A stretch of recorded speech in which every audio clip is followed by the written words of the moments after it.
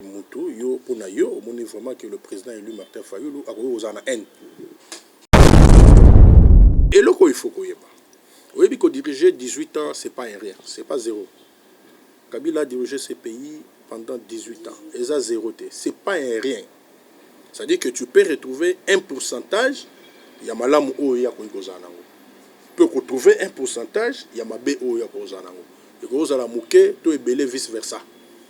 Donc, Azali partie prenante la crise autour. C'est pas négligeable. Donc, que mboke zotambola na bulu yeke. Mutuna se makolo likolo. Tantôt baroye bisayo c'est le recensement, tantôt baroye bisayo makambu ya congolité, tantôt donc nyoso wana na lopoto babengi yango diversion. Constitution lobby élection en 2023. Olingi to lobande ni tout ça la décès. Élection en 2023, c'est-à-dire que te condima dès que glissement et salama. Merci beaucoup Boye Imalamu nakati ya émission na biso topé masolo na biso tolobelaka bosolo donc émission na biso à l'heure de vérité nakati l'heure de vérité ndé tosolaka même koleka na mboka na biso tolobelaka makambo nyonso sauf rien tolobelaka actualité politique société culture opinion surtout tolobelaka pourquoi passeport nyonso tout tolobelango tout au long ya émission na biso l'heure de vérité et merci beaucoup bandeko balandio bokolanda biso na nzela ba etandoike topé bokolanda biso na nzela ya chaîne na biso 3W Congo France na pesi bino mbote bolandi malamu o mwabota mwabino lelo nazali susunga mokote tozali awa na honorable Clément Mouza exécutif national ya SID Tchangu naye ensemble tokobeta masolo makoleka na mboka na biso République démocratique du Congo topesi mbote puis tokobanda masolo na biso pona makona lelo honorable na pesi mbote. Merci beaucoup maman journaliste. Na yambi mbote na ona esengo pe na pesi pe mbote na bandeko nyonso baza kolanda biso mokili mobimba oyo balingaka masolo ya mboka pe balingaka ke mboka na biso mbongo wana ekota po ke makambo pe na mboka etambola malamu penza. Merci beaucoup honorable ozali moko na kati ya ozali parti politique parti cher ya honorable Martin Fayoulou Madidi, c'est lui le président national ya SID. Ozali pe cadre na kati ya SID. Kasi yambo te tokotama mozindo to pe na masolo musoto bandana nu na maimatali nanu plateforme na bino la muka. Honorable tokobeta lelo masolo ya SID to pe la muka. To mona ki boni bokota ki bareke to mona ki boni bilenge ya SID to pe ya plateforme la muka ba telemela ki politisation ya seni ndako ya maponomi. Tout le monde est téléméli en tout le monde a législatif passé apparemment ezala ki bongo te projet na bino eza nini na sima ya côté téléméla politisation ya seni. Bon, merci beaucoup Ndeko. Eza mikolo l'équité mais je pense que mboka na biso ezo passer moment moko ezali vraiment difficile. Donc toza na situation moko oyo ya pasi ekangi biso lokola minyololo mais na ko bandana nu ko kanisa nkondo cardinal oyo atiki biso mikolo elekaki pe nzoto ezali na ndako ya malili na mikili ya poto vraiment nalingaki nazala na pensée moko ya malamu na ndeko cardinal Mosengo Pasinya na oyo nyonso vraiment sali pona mboka na biso to asalaki pona mboka na biso lelo tomoni ke to perdre moto ya Bwanya to perdre moto ya Nzambe monene to perdre surtout moto oyo azaki pe sage pona mboka na biso pe oyo alingaki ke mboka na biso ezala na nzela ya justice pe asala manso pour que ba congolais ba yeba nzela ya démocratie pe ba consolider démocratie wana vraiment nzoto na ye to molimo na ye et pe na kimia mais pour répondre à la question na yo komoni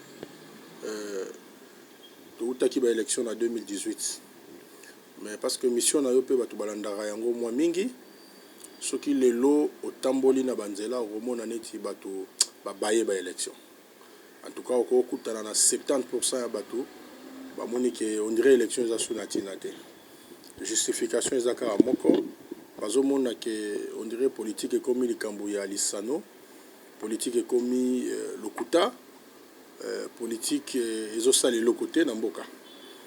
Donc baza très découragé alors que ça devait être l'inverse parce que mboka ekobonga na nzela ya ba ONG te mboka ekobonga pe na nzela ba association te mboka ekobonga na nzela ya politique, c'est-à-dire que bosali maponami ya malamu pe bozui ba dirigeant oyo bazali malamu parce que baza redevable vis-à-vis ya population pe bakosala manso pour que population amona que ba dirigeant bazo se soucier pe bazo sala manso pour que yep amona oyo bato bamonaka na mikili mususu na nzela ya politique notamment ba hôpitaux ezala malamu ba soins de santé ezala malamu kelasi ya bana ezala malamu bato bazwa misala batanga kelasi ya malamu to mona ke banzele tongami to mona ba transport donc bref mboka pe etambola na hauteur ya kita oyo azali na yango mais to moni lelo banda braquage électoral au Salamaki en 2018, c'est-à-dire que l'élection Salamaki mabe koleka. Et puis si biso ba institution o eza forte ndenge to le en français parce que to kenda ba élection pour que tous ba institution forte capable ya ko booster économie pe ya ko memamboka na nzela ya développement. Mais monani ke na ndenge to kenda ke élection mboka ezotambola malamu te. Mboka ezozinda chaque jour tozola muka tozomona ka neti mboka ngo ezobeba. Alors biso na coalition la Muka tout le monde a dit que il fallait qui to kende na autobengi ba réforme oyo to bengi na lopoto consensuel na linga les ba réforme ya boyokani c'est-à-dire que dans le lenge mokili mobimbe mona ki pe biso pe ba congolais to mona ki que élection ezaki malamu te pe ba résultat élection ezaki fabriqué na bandeko ba organiser ba élection pe yango to mona que il fallait que tous en un consensus moko national autour ya ba réforme to mabongisi o to ko sala na nzela ya seni to na nzela ya ba mibe comme susu ko ya pour que élection auto ko organiser na 2023 et ça l'élection oyo ozala ya solo oyo ko zala ke oyo peuple akopona abimi pe ezala élection oyo to benga na lopoto vérité des urnes, c'est-à-dire que et monani polele ke mutu oyo alongi yende alongi. Je pense que eko sala ke mboka pe et que ndeliboso pe bandeko ba kolonga bazala vraiment redevable vis-à-vis la population. Mais tout moni que bandeko ya FCC na bandeko ya Union Sacrée basali que basala forcing disons par rapport ya mobeko wana ya seni. Comme par exemple dans nzela ya ba organe par exemple na niveau ya seni ya comment on appelle ça il y a plénière au moment par exemple va proposer 15 membres na 15 membres on a au moins 5 bazali ya société civile atako balobi ba matisi nombre na bango mais dans nzela ya politique ba lekinde ebele otozo benga na lopoto politiser donc c'est-à-dire que ba continuer kaka ko politiser seni wana ndeko Kabila zui 4 postes ndeko Tshisekedi na majorité bazui 6 postes donc et monani ke bakaboli yango na ndenge ya politique pe ba pesi 10 yango na bolinka ba dépolitiser non biso toza na posa ya kozwa eloko te na condition na parce que élection ozala ya malamu te toza na posa ya kosala ba réforme o ezali imposer te ba réformette neti ndenge basali wana et o mema kimia na mboka te pe o mema ba élection ya solo te ezali même autre baka prélude ya mabe kati na mboka ya ko mema peut-être mobulu na nzela ya ba élection eza élection ezali eloko ya osakana te pona mboka donc biso to monike e ko mema kimia te eza neti to eloko moko kaka o ezaki ya kobonga te pe bato ba pakoli yango nde mafuta ezala kaka bongo ko mema kimia te parce que to ko perdre eloko te soki to sali ba réforme o ya boyokani ba partie prenante ba yebani bandeko o baza na crise ba yebani pour crise ezali pe ali ya makasi yango moni topesaki longonia na bandeko ya ba église notamment église protestante ya SCC pe topesaki na bandeko ba mumpepe bandeko ba katoliko o batalisa ipeke lolenge wana ya kosala na mobeko ya seni ezaki malamu te qu'il fallait un consensus et se dégager autour na yango omonaki ke position wana même mokonzi oyo ya MONUSCO awa amemaki yango ti na Nations Unies atalisi ke mobeko ya modèle wana ekozala pasi pour na to organiser ba élection oyo ekozala vraiment ke bato nyonso bazali élection ekozala na transparence pe élection oyo ekozala penza ke ezala élection ya solo eloko tolingi na mboka yango wana oyo akoganye aganye oyo akopola poli parce que lelo moni ba député oyo baza na union sacrée et belé oyo baza bato oyo ba fabrika ki bango. C'est-à-dire que dans le Parlement, il y a 20 000 voix baza libanda, il y a 50 voix baza libanda. Alors, au moins il y a Kamoko, peto lobi boye biso na coalition la moka. Waneza mibeko atandenge ba promulguer wana etali bisote. Eza mibeko ya union sacrée. Biso to lobi que il faut tozonga na ba fondamentaux. Les fondamentaux zali que il faut tozwa ba réforme ou ezali ya boyokani soki ekosala mandenge wana te lokola bango batie mosolo pour que ba député baleka na ba télévision pour ba défendre oya bango biso totie kaka maloba na biso na ngonga oyo tokoki kozala ngo pour toyebisa peuple que to peuple akolinga lisusu te tokutana na braquage électoral ndenge tosalaki na 2018 donc toko faire parler la rue parce que lobami na constitution na biso toko sala yango pe na oyo mibeko ya mboka esengi. Voilà.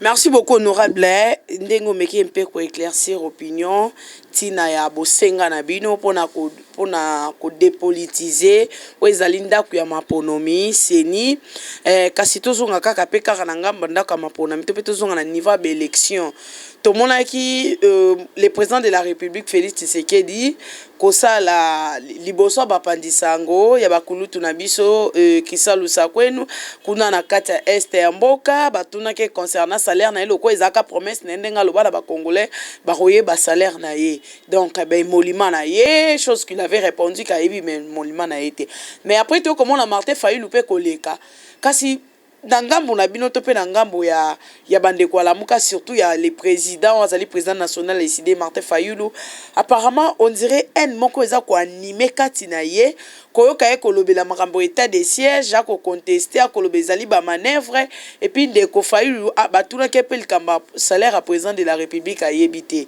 kasi soka yebité mais to yebité yenda zaki na législatif passé na législatif passé baza azaki pe honorable jusqu'à présent ça peut député on suppose que ayebi bangonde ba vota ki ba loi bangonde ba vota ki salaire ya mokonzi mboka mais parce que mon a fallu ko lekana un na ba réponse na ye face ya micro ya ba journaliste honorable Amuza mais kana ko ebisa biso pourquoi est-ce que nyonso yo Félix Tshisekedi a ko sala boko mona ngoma be bolobaki akende ko vanda na est akei mais après boko ko mona ngoma be pourquoi maman mitu les ayo et ya noza yangai oui, kolobala terme moko N gratuitement comme ça c'est très dangereux et surtout bino ba oyo boza ba panzi sango. Les moko très fort que mutu yo pona yo on vraiment que le président élu Martin Fayulu a aux en N. En fait, agissement. Et heureusement que vous parlez maintenant, il y a justement terme N est très fort. Mon ba terme même sous soko utiliser en gros même dans les réseaux sociaux ça ne passe pas. C'est très fort. C'est-à-dire que yo oza mopanzi sango oza mutu oyo oza na mwa mayele belé pe oyokaki makambo oyo le président élu Martin Fayulu alobaki parce que ba congolais ba ponaki pe ba votaki na pourcentage à 62% ezalaki moindre té donc utiliser le terme N c'est très très fort ça c'est un terme que vous devez retirer. Ça c'est de 1. Mais pour nous répondre, yo, maman, yo ozali congolaise. Pe bandeko basala musala na yo baza ba congolais.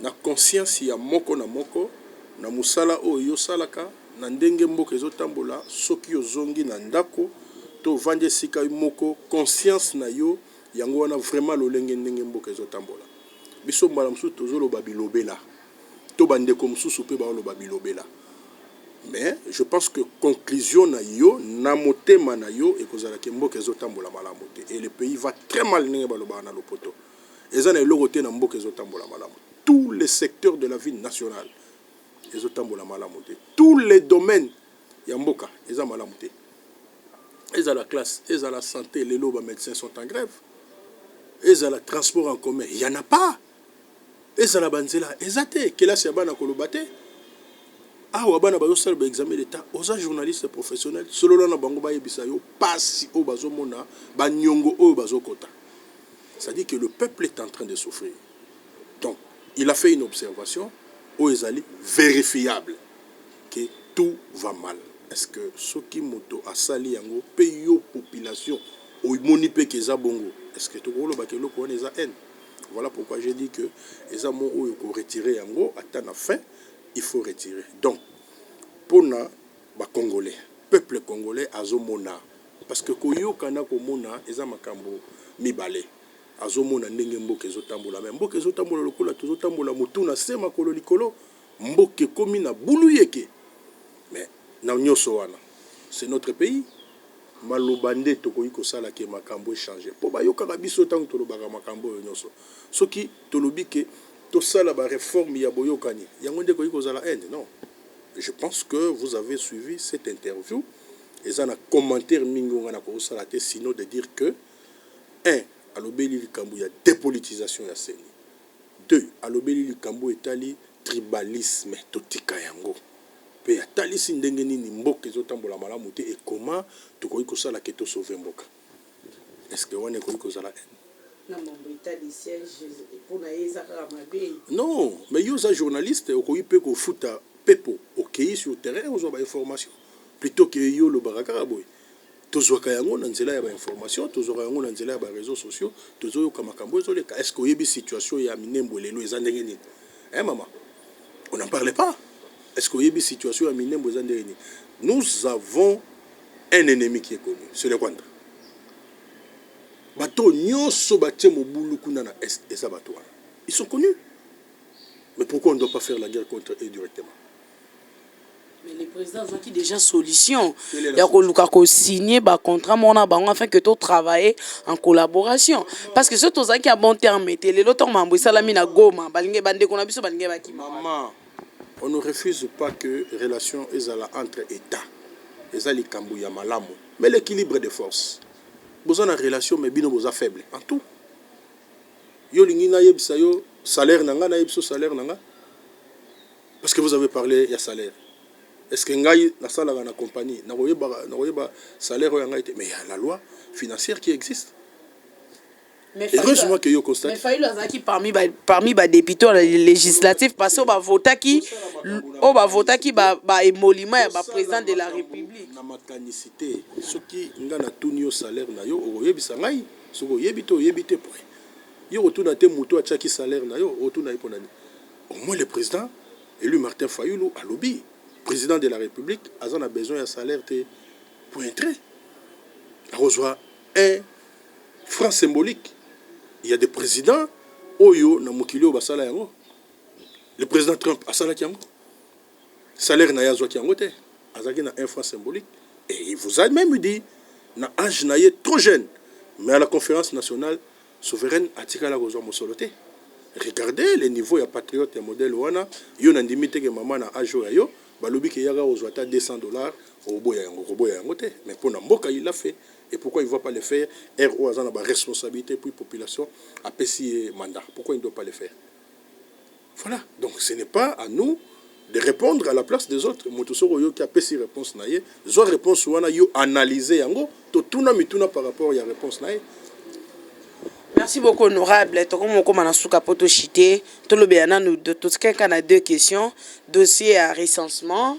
Tout le monde recensement lancer déjà bientôt photo les canards recensement. Croyez-vous que surtout qu'il y a un recensement, l'élection peut causer vraiment un délai où ils allaient respectueux.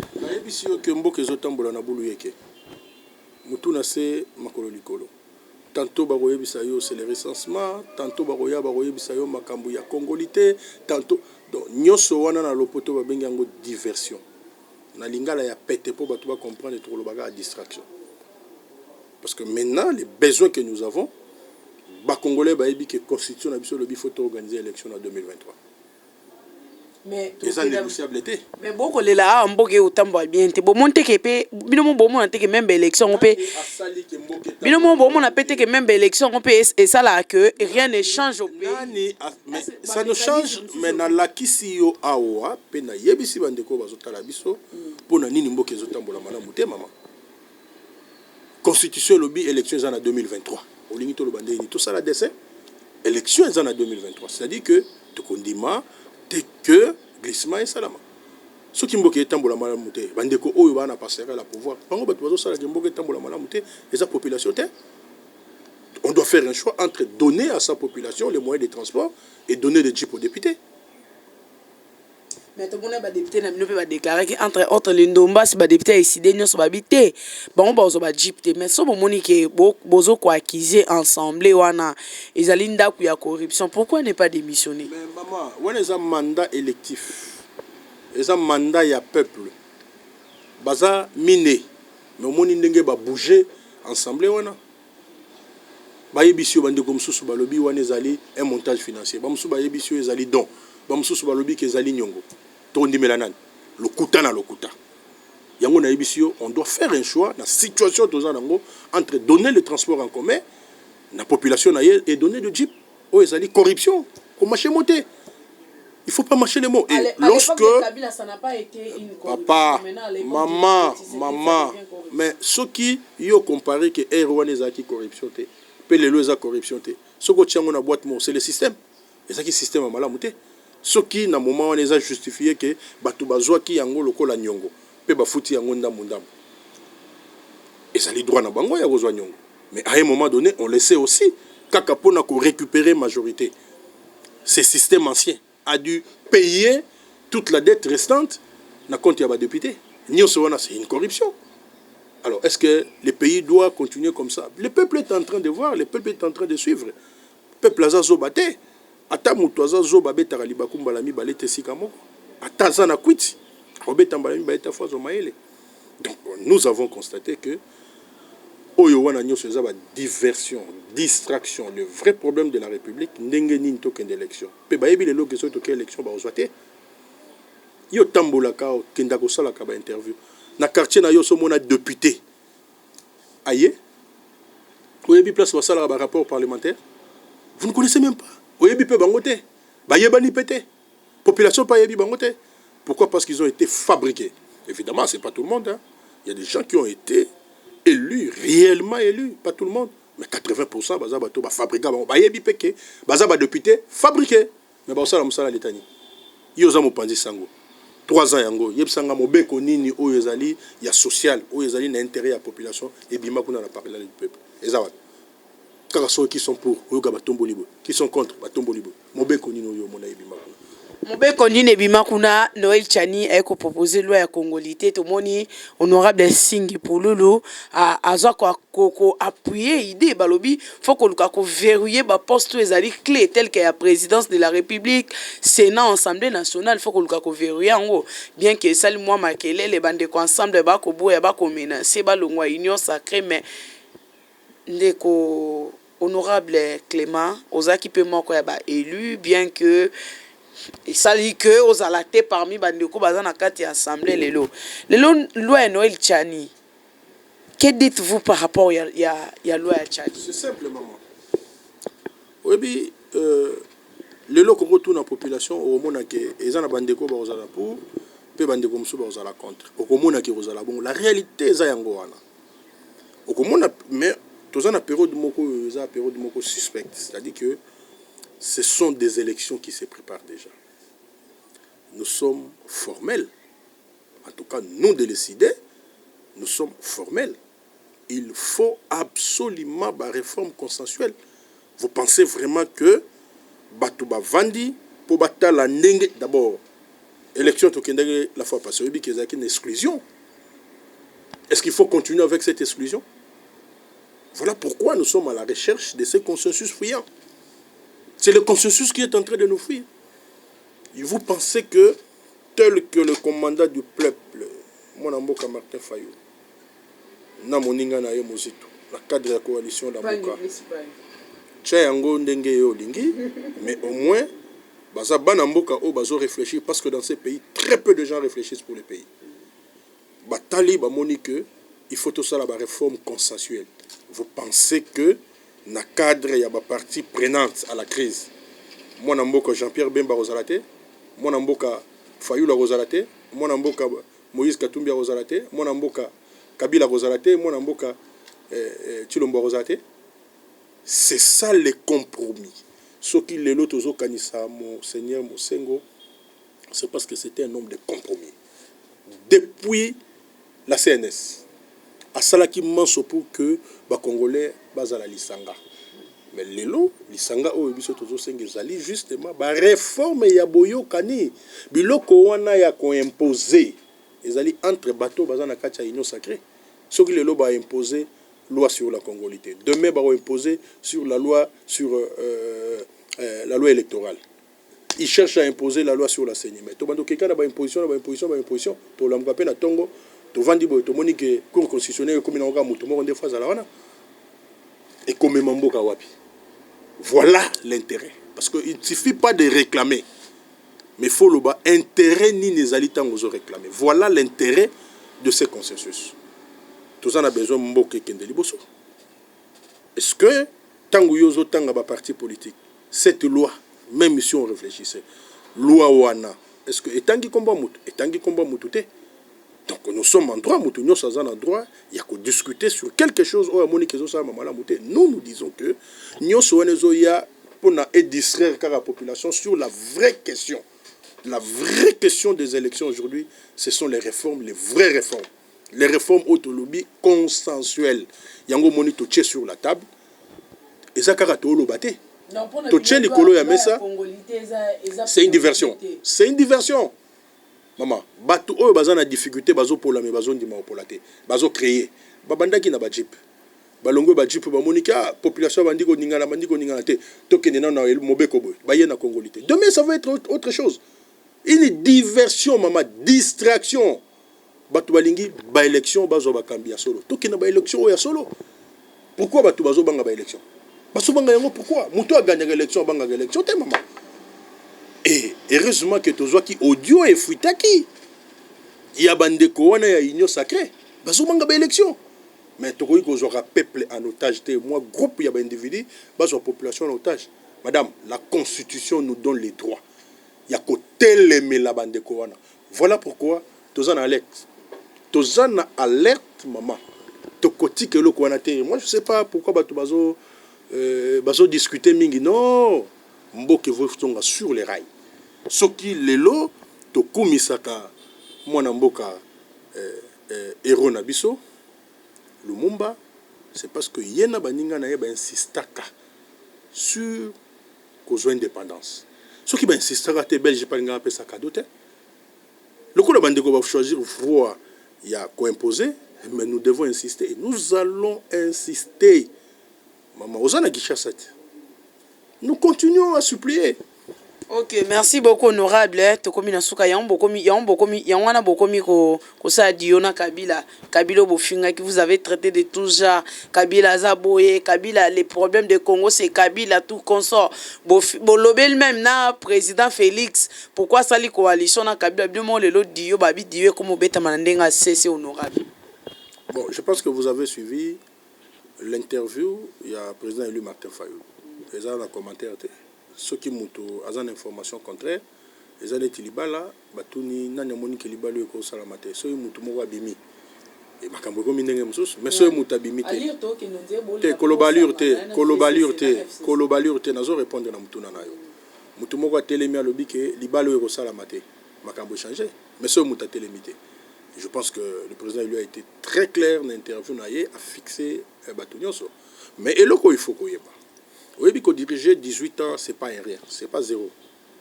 Kabila a dirigé ce pays pendant 18 ans, et ça, zéro. Ce n'est pas un rien. C'est-à-dire que tu peux retrouver un pourcentage il y a malamu oyo ya koikoza nango. Peut retrouver un pourcentage, il y a mabe oyo ya koikoza nango. Et koikoza la muke to ebele vice versa.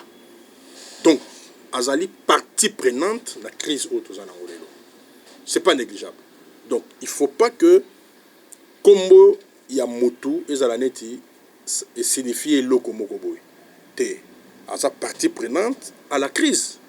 Donc ce qui la fabrication de l'élection, bazalaki Union Sacrée, comment on a appelé ça, FCC Cash, mais ils ont aujourd'hui des jumeaux.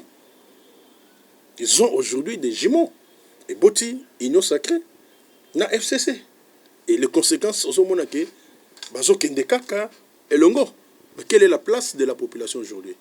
Est-ce que quelqu'un aujourd'hui peut parler encore le peuple d'abord, tel que notre héros Etienne Tshisekedi Atalisaki ba Congolais? Quelqu'un peut oser le dire, même yo, maman, réponse est simple. Donc, to lukate to buka nguba alors que to loni masango. Oloni masango, obuka masango. Oloni nguba, obuka nguba. Jamais l'inverse. Voilà. Merci beaucoup, Togo Minasuka, honorable mot de la fin. Nini ba Congolais ba koki ko retenir na ba o bazali surtout na niveau ya diaspora. D'abord, en ce qui concerne mon parti, nous avons la campagne, mon renouvellement, il y a carte de membres ici. Donc, ce qu'on autorise, il y a des besoin, puis peut-être traiter place carte na bango, dans la émission Oyo, n'habite ce qu'on autorise à communiquer numéro, bakoyi kozwa biso na nzela ya 0816 0546 45 081 605 46 45. Donc bakoyi kozwa biso na nzela ya WhatsApp pe tokoyi ko faciliter bango pour que bazwa carte na bango ya sika ya SID. Donc toza na campagne monene pe toza ko senga ba Congolais nyoso oyo balingaka mwana mboka Martin Fayulu, le président élu, pe balingaka parti na ye SID. En tout cas, porte ouverte pour na bazwa ba carte na bango, ça c'est un. Deuxièmement, na kosenga na ba Congolais nyoso bayeba que il faut to linga mboka na biso. Le patriotisme, nous devons commencer à le développer na famille pe na ba parti politique. Donc il faut to linga mboka. Donc ba complaisance na makanisi na biso tout simplement pour na ko distraire eza na tina moto. L'important eza nini to ko léguer lobby na bana na biso na ba génération future. Donc il faut tout ça la nyoso que mboka na biso ezala parce que biso to koleka mais ba institution ekotika la. Donc nyoso tozo sala to ebake tokoleka pe tokotika mboka lolengeni. Donc to linga mboka na biso. Voilà ce que je peux demander na bato. Merci beaucoup. Merci à Héritier Diki qui était derrière la caméra. Merci à toute l'équipe technique de Congo France, sans oublier à lui-même le propriétaire Didi Dipumba, que je salue, Christian Kenzo pour la réalisation. Merci Sino, à nous revoir à la prochaine avec votre émission toujours l'air de vérité.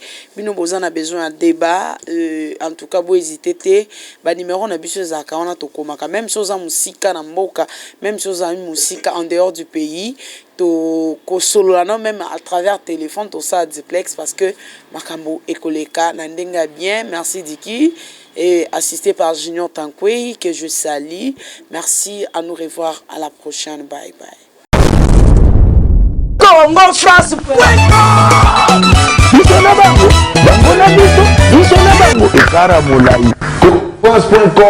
Site ya Tolo Masolo danger Masolo kitoko